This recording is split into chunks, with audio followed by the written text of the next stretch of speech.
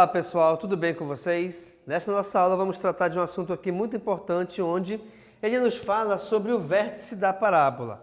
Inicialmente vamos verificar aqui o que é o vértice da parábola e como que a gente identifica esse vértice no nosso gráfico, tá bom? Então vejamos, o gráfico de uma função quadrática sempre será uma parábola.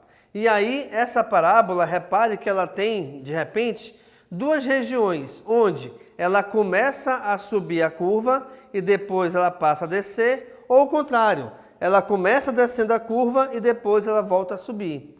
Esse ponto de mudança de direção, digamos assim, é nesse ponto justamente que se localiza o vértice. Ou seja, esse ponto aqui em vermelho, repare que a parábola foi subindo até chegar a ele e a partir dele a parábola começou a descer. Assim como também o contrário aqui em relação a outro tipo de gráfico. Nesse gráfico aqui, repare que a parábola ela começa a descer, chega no vértice, ela passa a subir. Então o vértice é esse ponto justamente onde o gráfico ele muda de direção em relação a subir ou descer, tá bom? Ok, só que o vértice ele também recebe um nome especial de acordo com o seu gráfico, onde esse vértice ele também auxilia bastante nos estudos em relação à física. Então, por exemplo, quando a parábola ela tem a concavidade, onde a sua concavidade, na verdade, é a abertura do gráfico, tá? Quando a concavidade está voltada para baixo, dizemos que esse gráfico é de uma função decrescente. E o que define essa parábola ter a sua concavidade para baixo é o sinal de negativo do coeficiente A. Quem é o coeficiente A? É o valor numérico que acompanha o x ao quadrado, tá bom? Beleza?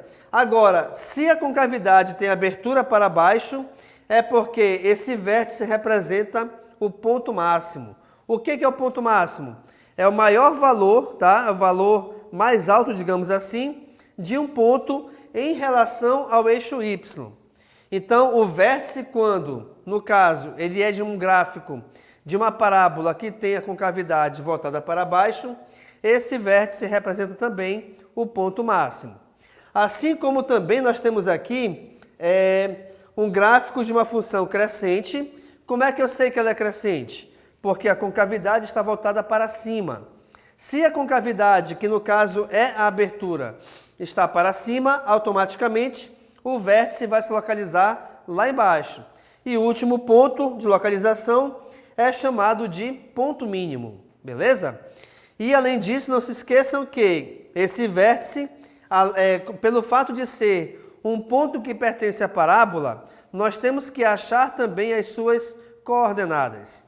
E as coordenadas que determinam o valor de x e o valor de y, que representam o par-ordenado desse vértice, é dado por essas duas fórmulas, onde nós temos aqui o xv, que é o x do vértice, que é determinado por menos b sobre 2a, assim como também nós temos o y do vértice, que é determinado por menos delta sobre 4a. Atenção, pessoal, esse delta é o delta que a gente utiliza também para determinar as raízes de uma equação de segundo grau.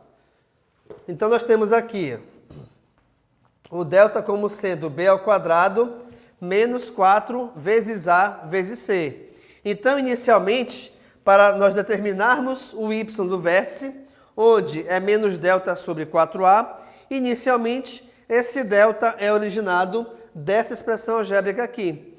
Aí você pergunta, mas espera aí, professor, quem são os valores de a, de b e de c? São justamente, pessoal, os coeficientes da nossa equação ou da nossa função de segundo grau, onde nós temos o seguinte, que o valor do a é justamente o coeficiente que acompanha o x ao quadrado, assim como o valor do b é justamente o coeficiente ou valor numérico que acompanha o x, assim como o valor de c, do coeficiente c no caso, né, é o valor numérico que representa o termo independente.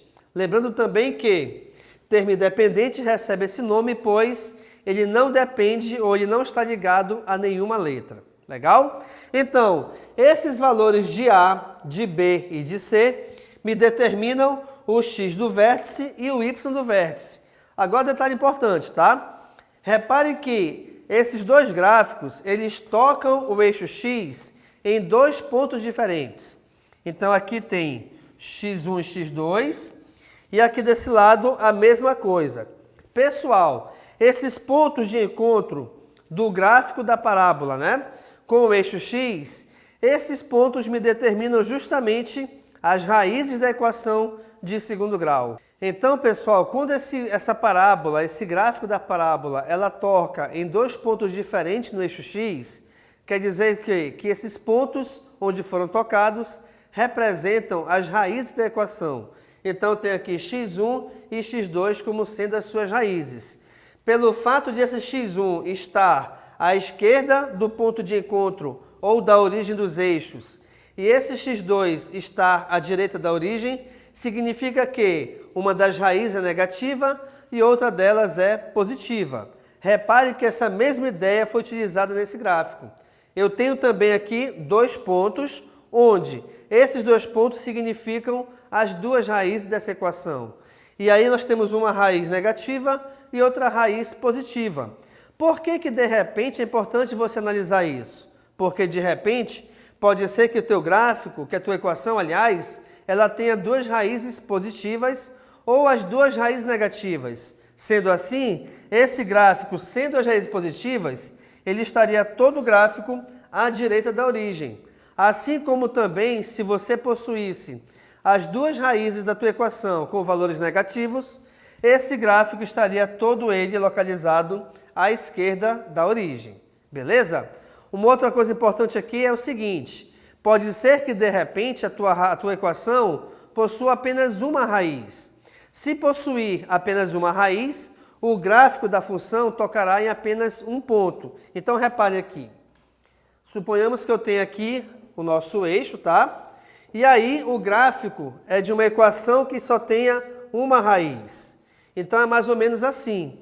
Quando você tiver um gráfico de uma função, onde essa função ou a equação, tanto faz, só tenha um valor como raiz, automaticamente esse ponto da raiz, ele coincidirá também com o vértice. Então essa raiz, além de raiz da equação, ela será também o vértice da parábola, o vértice do gráfico dessa equação. Perfeito, pessoal? Então nós vimos aqui nessa nossa aula sobre vértice da parábola, o que é o vértice, como identificar e como localizar esse vértice no gráfico da parábola, que nesse caso é representada, aqui no caso, né, por esse desenho amarelo, tá? E que também é o gráfico de uma função de segundo grau, beleza? Além disso, eu te mostrei qual é a diferença entre o gráfico de uma função crescente e de uma função decrescente, além de também te mostrar as formulazinhas que vão determinar as coordenadas desse vértice. E além disso, não se esqueçam que quando a tua equação ou a tua função possui apenas uma raiz, essa raiz coincidirá com o vértice da parábola. Legal, pessoal? Então, muito obrigado e tchau!